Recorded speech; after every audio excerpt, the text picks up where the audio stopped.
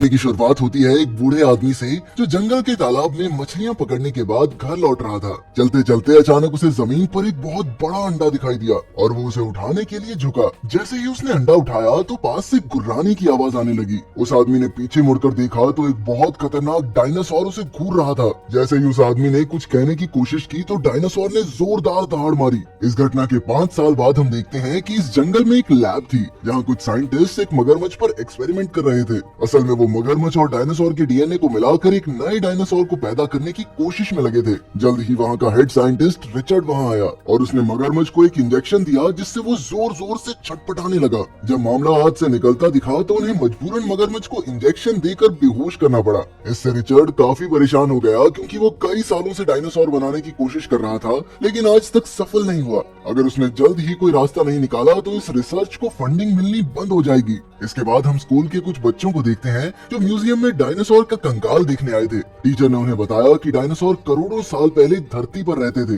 तभी क्रिस नाम के एक लड़के ने पूछा कि ऐसा भी तो हो सकता है मैम कि कोई डायनासोर ऐसे इधर उधर घूम रहा हो और हमें पता ना हो। उसकी इस बात पर सारे बच्चे उस पर हंसने लगे लेकिन उसके दोस्त जॉन और कैरी शांत रहे। खैर जब वो म्यूजियम से बाहर निकले तो क्रिस की नजर एक दुकान पर पड़ी जिसका नाम था अजूबों की दुनिया। अब वो दुकान के अंदर घुसा तो उसकी मुलाकात एक बूढ़े आदमी से हुई जिसे हमने कहानी की शुरुआत में देखा था। लेकिन जब क्रिस ने कहा कि वो कुछ अनोखा देखना चाहता है तो उस आदमी ने कहा कि अनोखी फिल्म्स की वीडियो देख ले।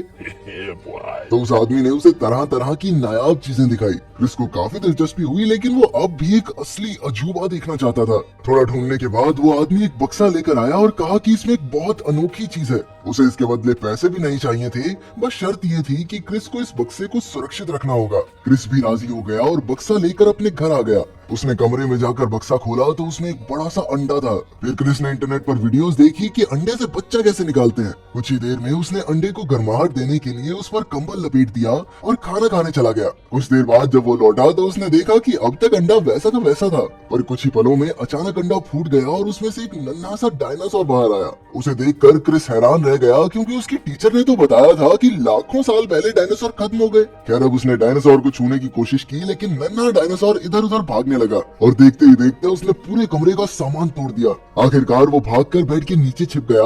अब उसे बाहर निकालने के लिए क्रिस को एक तरकीब सूझी और उसने बेड के सामने कुछ टॉफीज रख दी। जल्द ही डायनासोर को उसकी खुशबू आई और वो धीरे धीरे बाहर आ गया। तब क्रिस ने प्यार से उसके सर पर हाथ रखकर उसे बताया कि वो उसे कोई नुकसान नहीं पहुंचाएगा। जल्द ही डायनासोर को उस पर यकीन हो गया और वो कमरे में खुशी से कूदने लगा। फिर वो क्रिस के स्टडी टेबल पर जाकर उसकी किताबें खाने की कोशिश करने लगा। तब क्रिस ने उससे किताब छीनी और उसके लिए खाने का इंतजाम करने चला गया। जल्द ही वो रसोई से खाना लेकर लौटा तो उसने देखा कि डायनासोर थोड़ा बड़ा हो गया था। क्रिस ने उसे खाना दिया और अपने पसंदीदा साइंटिस्ट एल्बर्ट आइंस्टाइन के नाम पर उसका नाम एल्बर्ट रख दिया। इसके बाद वो दोनों एक बॉल से खेलने लगे लेकिन कुछ देर बाद क्रिस की माँ उसके कमरे में आने लगी तो क्रिस ने फटाफट एल्बर्ट को छुपा दिया और अपनी माँ से कहा कि वो तो सोने जा रहा है। उसकी माँ को थोड़ा शक तो हुआ लेकिन वो उसे नजरअंदाज करके नीचे चली गई। फिर अगले दिन क्रिस एल्बर्ट के साथ स्कूल जा रहा था तो उसके दोस्त जॉन और कैरी भी वहाँ आ गए। क्रिस ने सोचा तो था कि वो एल्बर्ट को सबसे छिपा कर रखेगा लेकिन जल्द ही एल्बर्ट कूदकर नीचे आ गया। उसे देखकर जॉन और कैरी काफी डर गए और क्रिस से पूछने लगे, साले डायनासोर कहाँ से ले आया तू? आखिरकार क्रिस ने उन्हें पूरी कहानी बताई। वो तीनों बात कर ही रहे थे कि अचानक उन्हें एहसास हुआ कि एल्बर्ट का शरीर थोड़ा और बढ़ गया था।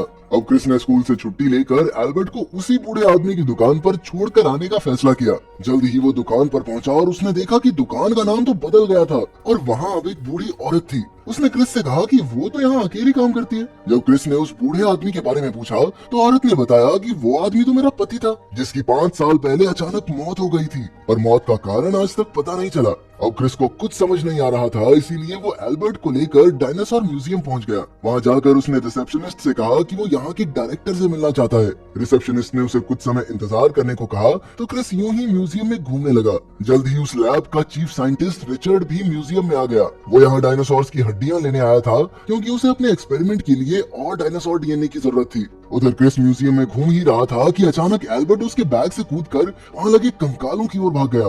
जब एक औरत और उसकी बेटी ने एल्बर्ट को देखा तो उन्हें लगा कि ये कोई खिलौना है, लेकिन जल्द ही रिचर्ड ने एल्बर्ट को सीसीटीवी कैमरा में देख लिया और वो उसे पकड़ने के लिए भागा। अब चारों ओर अफरा तफरी मच गई और एल्बर्ट किसी तरह रिचर्ड से बचता हुआ म्यूजियम से बाहर आ गया। फिर बड़ी मुश्किल से क्रिस ने उसे पकड़कर बैग में वापस छुपा लिया।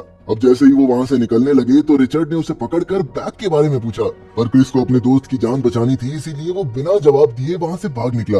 एल्बर्ट को काफी तेज भूख लगी थी, इसीलिए क्रिस उसे लेकर एक सुपरमार्केट आ गया। बदकिस्मती से वहाँ एक कुत्ते ने एल्बर्ट को देख लिया और वो हाथ धोकर उसके पीछे पड़ गया। एल्बर्ट भी बुरी तरह डरकर इधर उधर भागने लगा और पूरे स्टोर में हंगामा हो गया। आखिरकार वो बाहर निकलकर एक गाड़ी की डिग्गी में छिप गया। जल्द ही उस गाड़ी का मालिक गाड़ी में बैठकर निकल गया, लेकिन वो कहाँ जानता था कि पीछे एक डायनासोर बैठा है। क्रिस ने भी ये सब देख लिया और वो गाड़ी के पीछे भागा, लेकिन ज्यादा दूर तक जा नहीं पाया। उधर जब गाड़ी का मालिक घर पहुंचा तो एल्बर्ट को देखकर उसकी हालत पतली हो गई। असल में एल्बर्ट उसकी गाड़ी में रखी सारी सब्जियां खाकर और बड़ा हो चुका था। उस आदमी को लगा कि एल्बर्ट कोई राक्षस है, इसीलिए उसने एल्बर्ट पर गोली चला दी, लेकिन एल्बर्ट जैसे तैसे वहां से बचकर निकल गया। कुछ देर बाद उस आदमी ने पुलिस को फोन करके डायनासोर की खबर दी।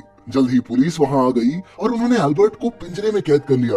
उन्हें लगा कि एल्बर्ट कोई बड़ी और खतरनाक छिपकली है, इसीलिए उन्होंने शहर के जानवरों के एक्सपर्ट रिचर्ड को फोन किया। उधर क्रिस ने भी ये सब देख लिया था, इसीलिए वो पुलिस का पीछा करते हुए पुलिस स्टेशन तक आ गया। वहां जाकर उसने देखा कि एल्बर्ट एक पिंजरे में कैद था और अब उसका शरीर पहले से काफी बड़ा हो चुका था। उसे समझ नहीं आ रहा था कि एल्बर्ट को कैसे बचाया जाए, और तभी उसके पास एक बूढ़ा आदमी आया। ये आदमी काफी हद तक उसी आदमी जैसा दिख रहा था जिसने क्रिस को अंडा दिया। उसने क्रिस से पूछा कि वो परेशान क्यों है, तो क्रिस ने उसे पूरी कहानी बताई। उस बूढ़े आदमी ने कहा कि वो क्रिस की मदद जरूर करेगा, लेकिन उसे एल्बर्ट को शहर में नहीं बल्कि जंगल जैसी खुली जगह में ले जाना चाहिए। लेकिन जल्द ही रिचर्ड अपनी टीम के साथ आकर एल्बर्ट को एक वैन में ले गया। जाते जाते एल्बर्ट उदासी भरी निगाहों से क्रिस को देखता रहा। खैर उनके जाने के बाद वो बूढ़ा आदमी एक बुगी कार लेकर आया और क्रिस को लेकर लैब की ओर निकल पड़ा। सड़क पर अचानक क्रिस के पापा की नजर उस पर पड़ गई, लेकिन उन्हें लगा कि मेरा वहम होगा क्योंकि क्रिस तो स्कूल गए हैं। उधर लैब में रिचर्ड एल्बर्ट को पाकर बेहद खुश था। वहीं दूसरी ओर वो बूढ़ा आदमी और क्रिस तेजी से आगे बढ़ रहे थे कि अचानक उनकी गाड़ी की ब्रेक ही फेल हो गई।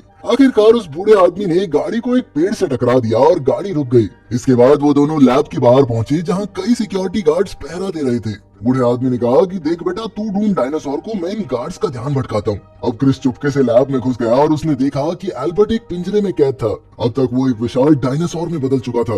तभी अचानक दो गार्ड्स ने उसे वहां देख लिया, लेकिन उसी पल बूढ़े आदमी ने पीछे से हमला करके उसे बेहोश कर दिया। फिर क्रिस ने उनके पिंजरे की चाबी चुराई और एल्बर्ट को आजाद कर दिया। लेकिन जैसे ही वो एल्बर्ट को लेकर भागने लगे तो रिचर्ड और उसकी टीम ने उन्हें घेर लिया। रिचर्ड ने गार्ड्स को उन्हें पकड़ने का हुक्म दिया, लेकिन इतने बड़े डायनासोर के सामने कौन टिक सकता था। अचानक एल्बर्ट ने खतरनाक दहाड़ मारी और क्रिस और उस बूढ़े आदमी के साथ जंगल की ओर भाग गया। तभी रिचर्ड और उसकी टीम भी अपनी ट्रैंकुलाइजर गन लेकर उसके पीछे भागे। उधर जंगल में वो बूढ़ा आदमी एल्बर्ट और क्रिस को एक खुफिया गुफा में ले गया और वो सब वहीं छिप गए। जल्द ही रिचर्ड वहां आकर चिल्लाने लगा और उसने क्रिस को एल्बर्ट के बदले ढेर सारे पैसे देने का वादा किया, लेकिन क्रिस के लिए एल्बर्ट की सुरक्षा से बढ़कर और कुछ नहीं था।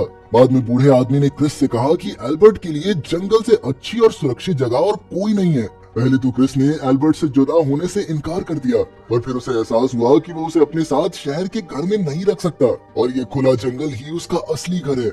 आखिरकार उसने एल्बर्ट को प्यार से अलविदा कहा और फिर एल्बर्ट घने जंगल की ओर चल पड़ा। जल्द ही क्रिस और बूढ़ा आदमी भी जंगल से बाहर आ गए और एक बार फिर उन्हें रिचर्ड और उसकी टीम ने घेर लिया। वो किसी भी कीमत पर एल्बर्ट तक पहुंचना चाहते थे, लेकिन क्रिस ने कहा कि एल्बर्ट अब हमेशा के लिए आजाद हो गया है। अचानक वहां एक पुलिस की गाड़ी आ गई, जिसे देखते ही रिचर्ड और उसकी टीम दुम दबाकर भाग गए। आखिरकार वो दोनों उसी दुकान के सामने बैठ गए जहां क्रिस को वो अंडा मिला था। उसी पल जॉन और कैरी भी वहां आ गए और उन्होंने क्रिस से एल्बर्ट के बारे में पूछा। क्रिस ने बताया कि एल्बर्ट जंगल में सुरक्षित है और फिर वो उन्हें उस बूढ़े आदमी से मिलाने के लिए मुड़ा, लेकिन वहां तो कोई था ही नहीं। क्रिस कुछ समझा नहीं और उसने दुकान के अंदर झांक कर देखा तो उसे वही बूढ़ा आदमी दिखाई दिया। उसने क्रिस को अलविदा कहा और चलते चलते गायब हो गया। तब क्रिस को एहसास हुआ कि ये उस आदमी की आत्मा थी जो सिर्फ एल्बर्ट को बचाने आई थी। अंत में हम एल्बर्ट को देखते हैं जो जंगल में जिंदगी बिताकर बेहद खुश था।